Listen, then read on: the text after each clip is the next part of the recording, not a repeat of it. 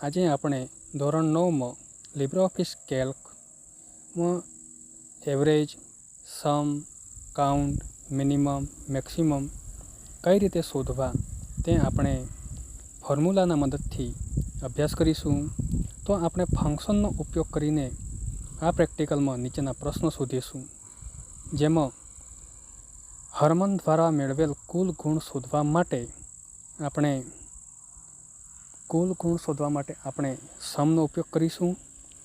Is equal to સમ કર્યા પછી બ્રેકેટનો ઉપયોગ કરો અને 3 સબ્જેક્ટના માર્ક્સ પસંદ કરો અને પછી એન્ટર કી પ્રેસ કરો.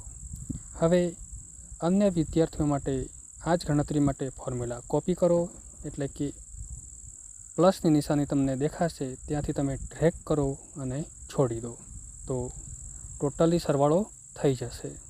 હવે આ જ રીતે આપણે હરમન દ્વારા મેળવેલ સરેરાશ ગુણ શોધીએ. સરેરાશ ગુણ શોધવા માટે આપણે ઇઝ ઇક્વલ ટુ એવરેજ કૌંસમાં ત્રણેય વિષયના માર્ક્સ પસંદ કરીશું અને એન્ટર પ્રેસ કરીશું.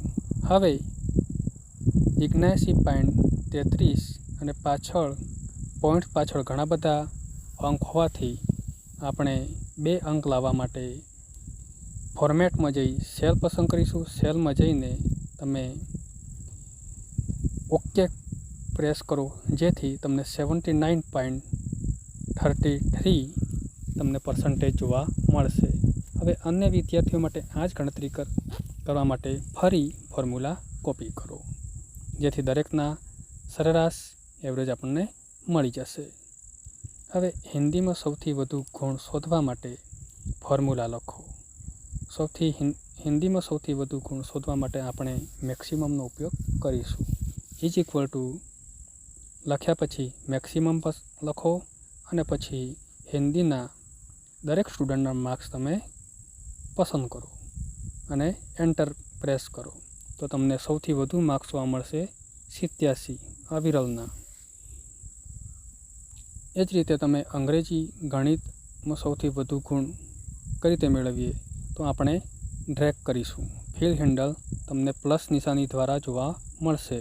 તો પ્લસ નિશાની તમને જોવા મળે એના પછી જ તમે ડ્રેગ કરશો તો જ તમને ફોર્મ્યુલા કોપી થશે, બાકી થશે નહીં.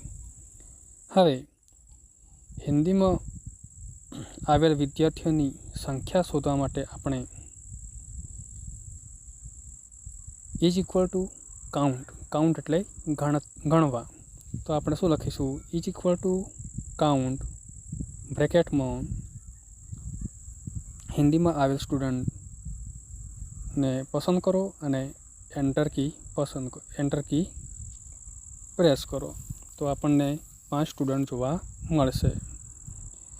એ જ રીતે હિન્દીમાં સૌથી ઓછા ગુણ શોધવા માટેની ફોર્મ્યુલા લખો. વધુ ગુણ શોધવા માટે મેક્સિમમનો ઉપયોગ કર્યો અને ઓછા ગુણ શોધવા માટે આપણે મિનિમમનો ઉપયોગ કરીશું. એ રીતે આપણને એન્ટર કી પ્રેસ કરી હવે ફિલ હેન્ડલનો ઉપયોગ કરીને ડ્રેગ કરો તો ઇંગ્લિશ અને મેથ્સમાં પણ સૌથી ઓછા ગુણ હશે તે તમને જોવા મળશે. આ આપણે 5 સ્ટુડન્ટનો ઉપયોગ કરીને આપણે શીખીએ છીએ, પણ વધુ પ્રમાણમાં ડેટા હોય તો આપણને આ ફોર્મ્યુલા ખૂબ જ ઉપયોગી થશે. તમે હિન્દી, અંગ્રેજી અને ગણિતમાં સૌથી વધુ ગુણ કેટલા છે તે કેવી રીતે મેળવશો? આપણે મેક્સિમમનો ઉપયોગ કરીને આપણે સૌથી વધુ ગુણ કયા છે આપણે મેળવ્યા. હિન્દીમાં 87, ઇંગ્લિશમાં 87 અને મેથ્સમાં 85 માર્ક છે. તો આ ફોર્મ્યુલા યાદ રાખીને તમે ઝડપી અને સરળ રીતે ગણતરી કરી શકો છો. વિડીયો પસંદ હોય, તમને ગમ્યો હોય તો લાઈક કરો, શેર કરો અને સબસ્ક્રાઈબ કરો. અને આગળનું અપડેટિંગ તમારે જોવા માટે